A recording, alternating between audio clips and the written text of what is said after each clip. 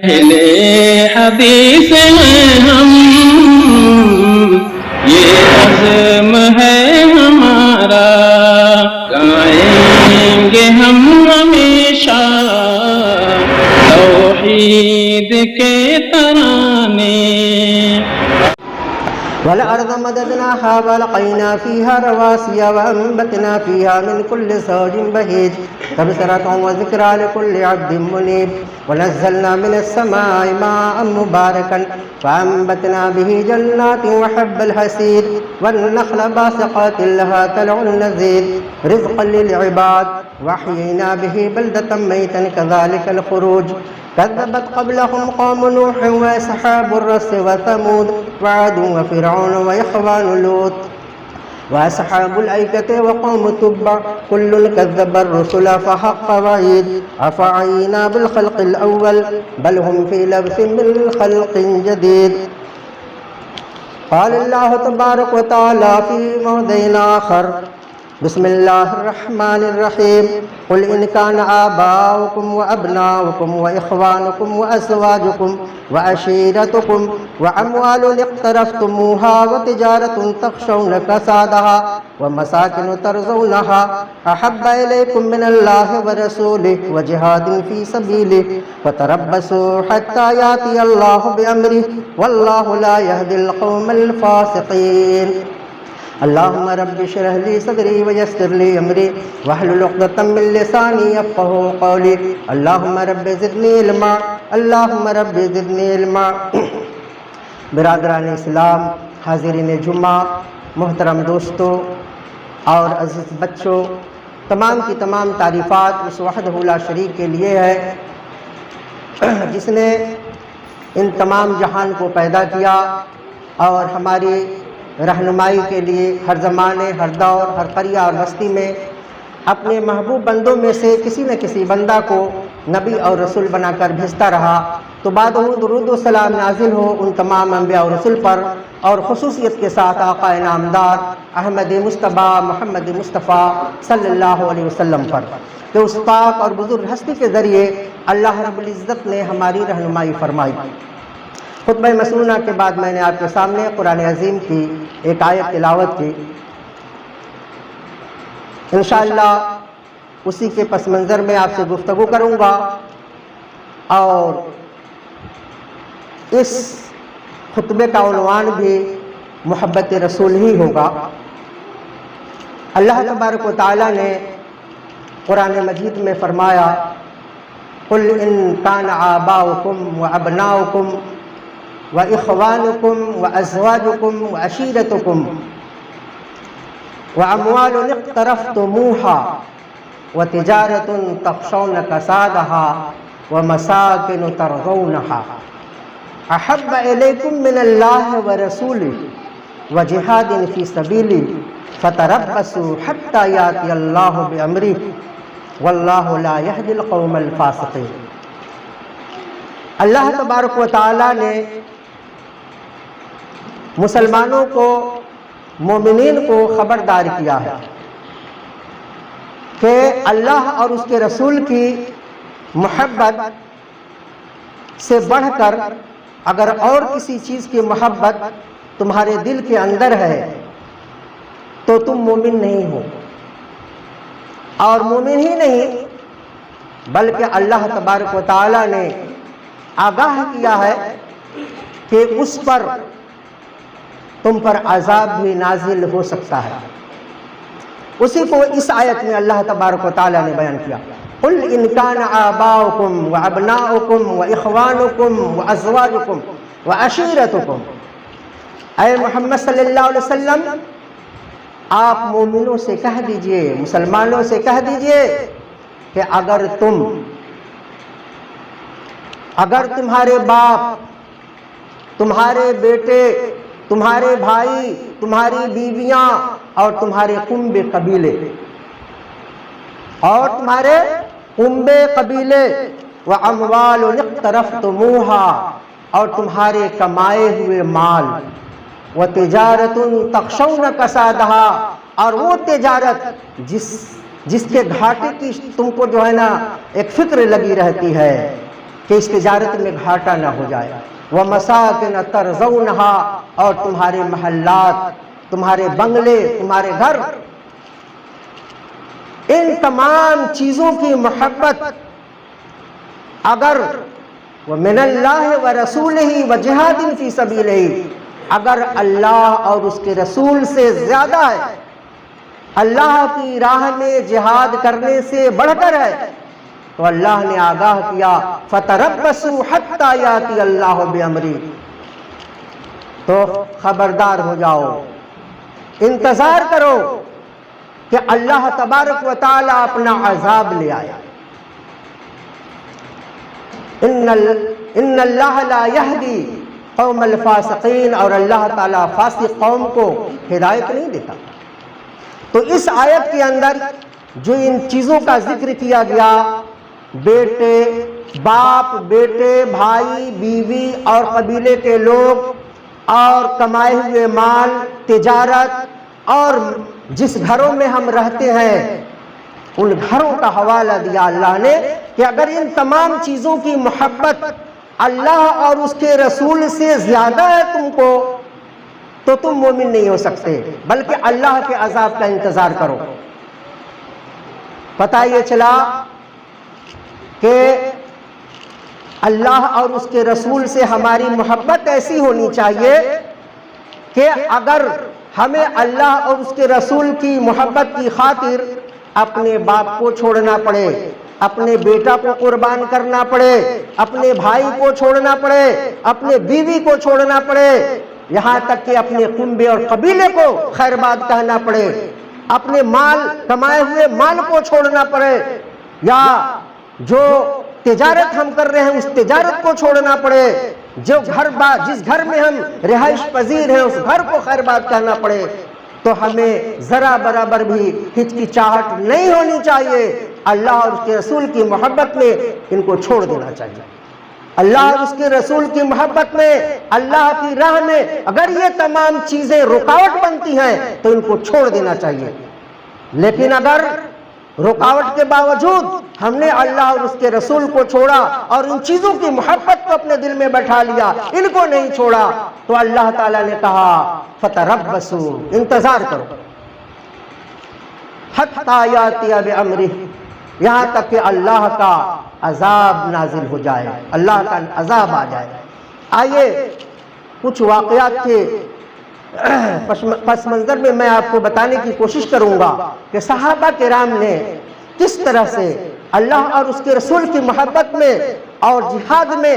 کس طرح سے انہوں نے اپنے آبا و اجداد، اولاد، بیٹی، بیوی اور مال و دولت سبوں کو خیر بات کہہ دیا۔ وقت نہیں، میں صرف چند مثالیں آپ کے سامنے دوں گا۔ جنگ بدر کا میدان ہے اور اللہ اس امت کے امین حضرت ابو عبیدہ رضی اللہ تعالیٰ عنہ یہ میدان جنگ میں مشرکوں سے جہاد کر رہے ہیں۔ جب بھی یہ دشمن پر حملہ کرنا چاہتے ہیں، ایک شخص ان کے سامنے آ جاتا ہے، اس دشمن کے اور ان کے سامنے کے آڑے آ جاتا ہے، درمیان میں حائل ہو جاتا ہے، اور یہ اپنے دشمن کو قتل نہیں کر سکتے۔ یہاں تک کہ 3-4 دفعہ ایسا واقعہ پیش آیا، آخر کار اس نے حضرت ابو عبیدہ بن جراح رضی اللہ تعالیٰ عنہ نے آخری فیصلہ یہ کیا کہ جو ہمارے درمیان حائل ہوتا ہے ہم اسی کا خاتمہ کیوں نہ کر دیں۔ انہوں نے ایسی ضرب لگائی کہ وہ درمیان میں حائل ہونے والے شخص کو 2 ٹکڑے کر دیا، اسے قتل کر دیا۔ جانتے ہیں وہ شخص جو دشمن اور ابو عبیدہ بن جراح رضی اللہ تعالیٰ عنہ کے درمیان حائل ہو جایا کرتا تھا، وہ کون شخص تھا؟ وہ کوئی اور نہیں بلکہ ابو عبیدہ رضی اللہ تعالیٰ عنہ کا باپ تھا۔ جب ابو عبیدہ رضی اللہ تعالیٰ عنہ نے دیکھا کہ اللہ اور اس کے رسول کی محبت میں، اللہ اور اس کے رسول کی جہاد کرنے کی راہ میں میرا باپ آڑے آ رہا ہے، تو انہوں نے اپنے باپ کو نہیں چھوڑا، وہیں پر اپنے باپ کو قتل کر دیا۔ تو اسے کہتے ہیں کہ اللہ اور اس کے رسول کی محبت اپنے ماں باپ سے بڑھ کر ہونی چاہیے، جس طرح سے ابو عبیدہ بن جراح رضی اللہ تعالیٰ عنہ نے اپنے باپ کو میدان جنگ میں قتل کر دیا۔ ایک صحابی جن کی بیوی اللہ کے رسول صلی اللہ علیہ وسلم کو برا بھلا کہتی تھی، اور اس صحابی نے بار بار سمجھایا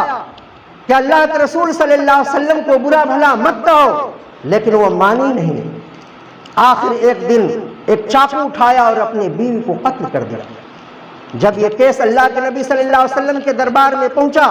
آپ نے کہا کہ اس کا خون رائے گا چلا گیا، کوئی قصاص نہیں، کیونکہ اس عورت نے اللہ اور اس کے رسول کو برا بھلا کہا ہے، گالی دی ہے، تکلیف پہنچائی۔ تو اس طرح سے اللہ اور رسول کی محبت میں اگر کوئی آڑے آتا ہے تو اس کو چھوڑ دینا۔ حضرت ابوبکر رضی اللہ تعالیٰ عنہ کہ صاحبزادہ حضرت عبد الرحمن جب یہ مسلمان نہیں ہوئے تھے اور میدان بدر کے اندر وہ مد مقابل آئے تھے، وہ اسلام لانے کے بعد کہتے ہیں اپنے باپ ابو بکر سے کہ میدان جنگ میں کئی دفعہ ایسا موقع آیا کہ آپ میرے تلوار کے سامنے آئے، میرے نشانے پر آئے، لیکن میں نے آپ کو چھوڑ دیا۔ ابو بکر رضی اللہ تعالیٰ عنہ جواب دیتے ہیں اللہ کی قسم اگر تم میرے نشانے پہ آتے تو میں کبھی نہیں چھوڑتا۔ یہ اللہ اور اس کے رسول کی محبت ہے۔ مکہ میں ستائے ہوئے مسلمان جن کے پاس کافی پراپرٹی تھی، مال و دولت تھی، لیکن جب یہ دیکھا کہ یہ مال و دولت اللہ اور اس کے رسول کے درمیان حائل ہو رہا ہے، انہوں نے اور اللہ کے رسول صلی اللہ علیہ وسلم اور مسلمان ہجرت کر کے مدینہ جا چکے ہیں، انہوں نے اپنے مال کو مکہ میں چھوڑ دیا اور خالی ہاتھ بالکل مدینہ پہنچ گئے۔ یہ اللہ اور اس کے رسول کی محبت ہے۔ دیکھیے جب جنگ بدر کے اندر حضرت ابو عبیدہ بن جراح رضی اللہ تعالیٰ عنہ اور ان جیسے بہت سارے صحابہ کرام نے جب اللہ اور اس کے رسول کی محبت کے آڑے کسی کو نہیں آنے دیا، اللہ تبارک و تعالیٰ نے اس میں فتح سے ہمقرار کیا۔ جنگ بدر میں مسلمانوں کی فتح ہوئی۔ اس کے برعکس آپ دیکھیے جنگ احد کا میدان ہے، اللہ کے نبی صلی اللہ علیہ وسلم نے فوج کو جب سجا دیا اور میدان جنگ میں ایک ایسا پہاڑی درہ تھا جہاں سے پیچھے کی طرف سے دشمن کے آنے کا موقع تھا، اللہ کے نبی صلی اللہ علیہ وسلم نے اس درے میں 50 تیر اندازوں کو مقرر کر دیا اور کہا دیکھو چاہے ہماری شکست ہو چاہے ہماری فتح ہو، اس درے کو چھوڑ کر تم کبھی نہیں ہٹنا۔ جنگ عروج پر پہنچا، مسلمانوں کو فتح نصیب ہوئی، مسلمان مشرکین مکہ میدان چھوڑ کر بھاگنے لگے اور مسلمان میدان جنگ سے مال غنیمت سمیٹنے لگے۔ یہاں درے پر 50 موجود فوجی انہوں نے دیکھا کہ ہم یہاں پر بیٹھے ہیں اور دوسرے مسلمان مال غنیمت سمیٹ رہے ہیں، انہیں مال کی لالچ سمائی اور انہوں نے کہا کہ اللہ کے رسول صلی اللہ علیہ وسلم نے ہمیں تو اسی وقت تک کہا تھا کہ جب تک کہ ہماری فتح نہ ہو جائے ہٹنا نہیں، اس لیے ہم بھی مسلمانوں کے ساتھ جا کر کے اور ہم بھی مال غنیمت اکٹھا کریں گے۔ لیکن اس گروہ کے سردار حضرت عبداللہ بن جبیر رضی اللہ تعالیٰ عنہ نے کہا کہ اے لوگو کیا تم نے نہیں سنا تھا کہ اللہ کے نبی صلی اللہ علیہ وسلم نے فرمایا تھا کہ ہماری شکست ہو یا فتح ہو ہر حال میں تمہیں یہ درہ نہیں چھوڑنا ہے۔ لیکن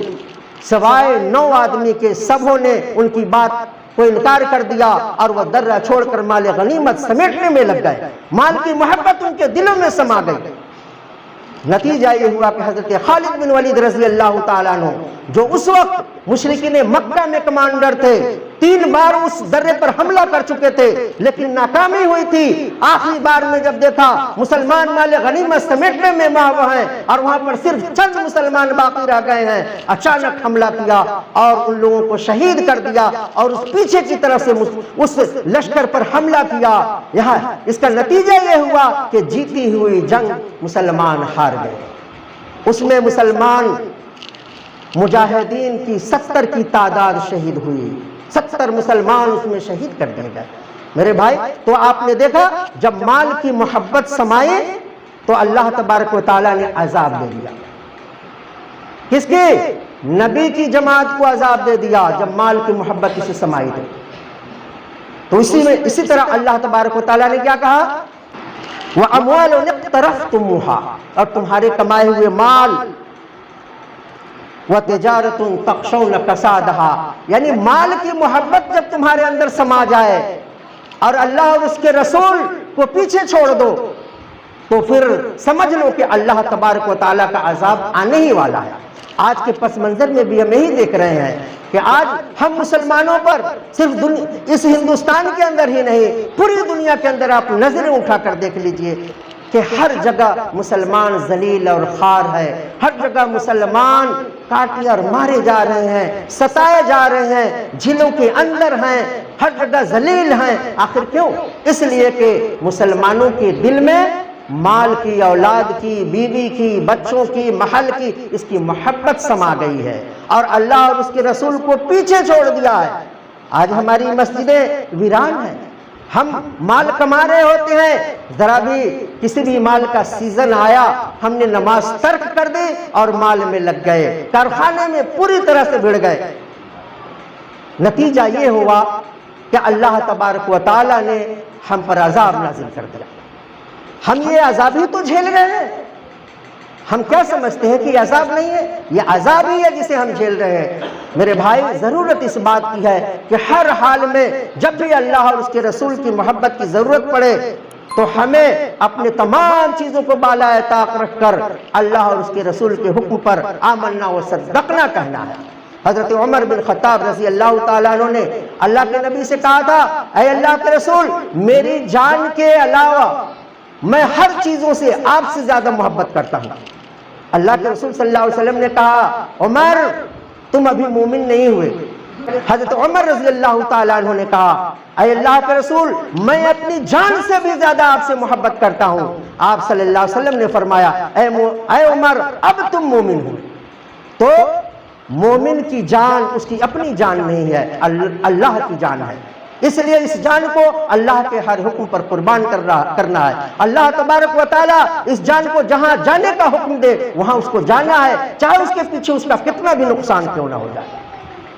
اللہ تبارک و تعالیٰ ہم تمام لوگوں کو اللہ اور اس کے رسول کی محبت کو صحیح طریقے پر سمجھنے کی توفیق عطا فرمائے۔ اللہ تبارک و تعالیٰ ہمیں سچے طور پر اللہ اور اس کے رسول سے محبت رکھنے کی توفیق عطا فرمائے۔ اللہ رب العزت ہم کو جب تک اس دنیا میں قائم اور دائم رکھے، اسلام پر قائم رکھے، جب اس دنیا سے لے چلے تو ایمان کے ساتھ لے چلے۔ وما علینا الا البلاغ۔